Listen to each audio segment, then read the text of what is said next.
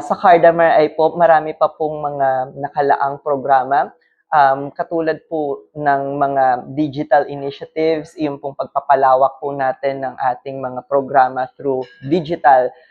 Though kami po ay nananatili na nakikipag-ugnayan sa mga kliyente, nakikita po namin ang kalagahan ng teknolohiya para mas maabot po natin yung mga malalayong community. Kasi nga po, ang pinaka gusto po namin ay palakasin yung financial inclusion. So para po maipatupad ito at mas mapalawak ito, kailangan po namin magkaroon ng digital initiatives, yung Connect to Card po na ginagawa po natin, para po mas mapabilis yung transactions ng ating mga kliyente. Marami pa pong mga teknolohiya na ginagawa ang Cardamar ay para po mas ma-reach po natin yung iba't ibang mga communities. And meron pa po tayong ibang mga plano maliban po sa paggawa ng pelikula na masasaksihan po natin ngayong taon.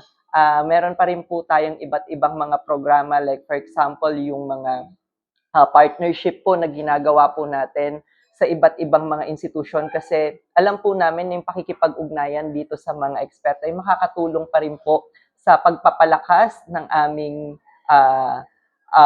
misyon na matapos na ang kahirapan sa bansa. Maraming salamat po sa patuloy na pagsuporta sa buong organization ng Cardamar at sa iba pa pong mga microfinance institutions po.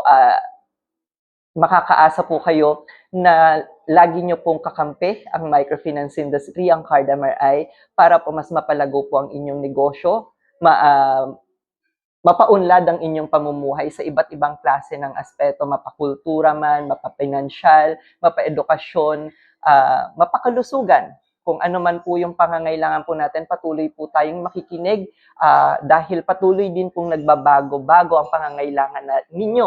Alam po namin na patuloy nga pong nagbabago ang inyong pangangailangan, kaya patuloy po kami makikinig sa inyo para makapagbigay po ng nararapat na produkto at serbisyo para sa inyo.